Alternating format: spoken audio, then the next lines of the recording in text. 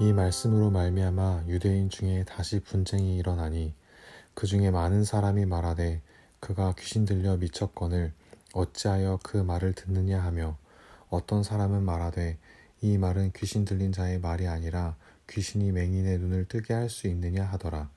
예루살렘에 수전절이 이르니 때는 겨울이라. 예수께서 성전 안 솔로몬 행각에서 거니시니 유대인들이 애워싸고 이르되 당신이 언제까지나 우리 마음을 의혹하게 하려 하나이까. 그리스도이며 밝히 말씀하소서 하니 예수께서 대답하시되 내가 너희에게 말하였으되 믿지 아니하는도다.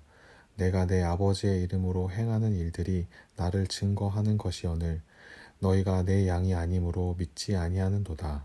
아멘. 성도 여러분, 2월 마지막 주 금요일입니다. 2월은 민속 명절 설도 있었고 또 짧은 날짜로 인해서 한 달이 금방 지나가는 것 같습니다. 오늘 본문은 요한복음 9장에서 시각장애인의 치유 사건을 기록한 후에 하나님의 아들이신 예수님의 선한 목자 되심과 그 당시 유대 종교자들의 사건에 대한 대조를 상세하게 증거하고 있는 내용을 계속해서 살피고 있습니다. 다시 한번 오늘 본문에서 시각장애인의 사건을 재조명하여 유대인들 사이의 논쟁에 대하여 사도 요한은 다루고 있습니다.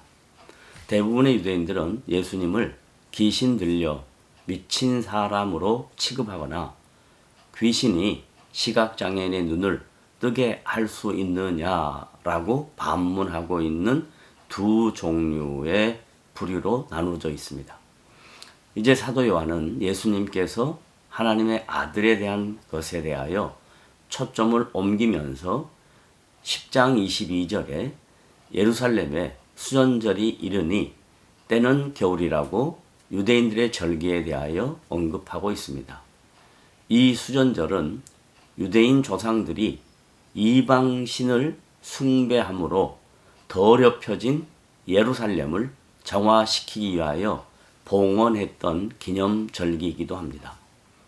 이 절기의 히브리어 명칭은 하누카라고 불리웁니다. 오늘 본문에서 예수님께서 예루살렘으로 직접 올라가셔서 지킨 절기이기 때문에 그 절기의 의미가 매우 중요하다라고 생각할 수 있습니다.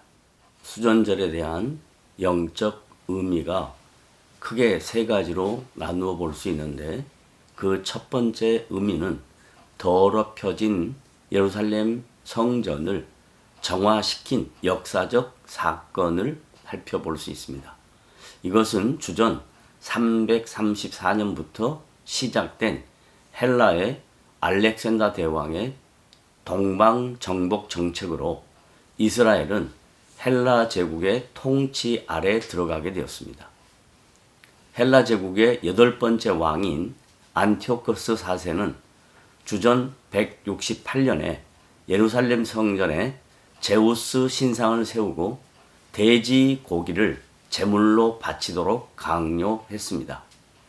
이에 유대인들은 저항을 하는데 그들 중 유대인 마카비 전쟁을 일으켜 예루살렘을 정복하고 더럽혀진 예루살렘 성전을 정화시키기 위해서 봉헌했던 것입니다. 수전절 기간이 8일인 이유는 저항 기간 동안 유보되었던 초막절을 겸하여 지켰기 때문입니다. 두 번째 영적 의미는 수전절이 빛이기 때문입니다. 유대인 역사가 요세푸스는 유대 고대사에서 수전절을 빛의 축제라고 기록하였습니다. 이것은 8일 동안만 매일 8개의 등잔에 불을 밝혀 그 절기를 기념했습니다.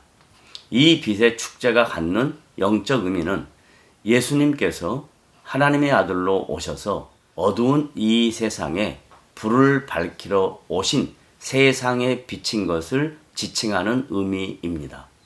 세 번째로 수전절을 통해 얻는 영적 의미는 예수님께서 감람산 위에서 제자들에게 마지막으로 가르치신 징벌의 날과 재림의 날을 강조하신 것입니다. 이 수전절은 유대인들에게 개척정신과 독립정신을 갖도록 큰 영향력을 끼치기도 했습니다. 누가복음 19장 41절에 기록된 것은 예수님께서 예루살렘에 닥칠 멸망을 바라보면서 우셨던 내용입니다.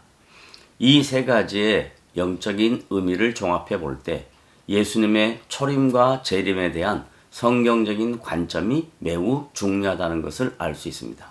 유대인들은 예수님께 그리스도이시면 친히 밝히라고 겁박하고 있습니다. 이후 예수님은 유대인들에게 너희들은 나를 믿지 아니하므로 자신의 양이 아니라고 단호하게 질책하고 있습니다. 성도 여러분, 이미 예수 그리스도의 초림은 이루어졌지만 예수님의 재림은 임박해 있다는 것을 우리가 살고 있는 삶의 정황 속에서 느낄 수 있습니다. 그때와 시는 아무도 알지 못하고 성부 하나님만 아시지만 우리가 마태복음 24장에 기록된 마지막 때의 종말의 징조에 대하여 성경의 내용을 인정한다면 지금 우리가 살고 있는 이 시대가 마지막 시대인 것을 저와 여러분은 인식하고 마지막 때에 하나님이 기뻐하시는 일에 성실하게 살아가는 복된 성도들이 되시기를 주님의 이름으로 부탁을 드립니다.